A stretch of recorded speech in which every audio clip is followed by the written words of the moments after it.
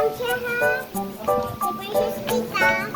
Stop using ChatGPT for your research. Parang si Kuya. After interviewing over 100 students, What if si Kyra yung ipakain? Gian water. Okay. Gian. Ikot ka.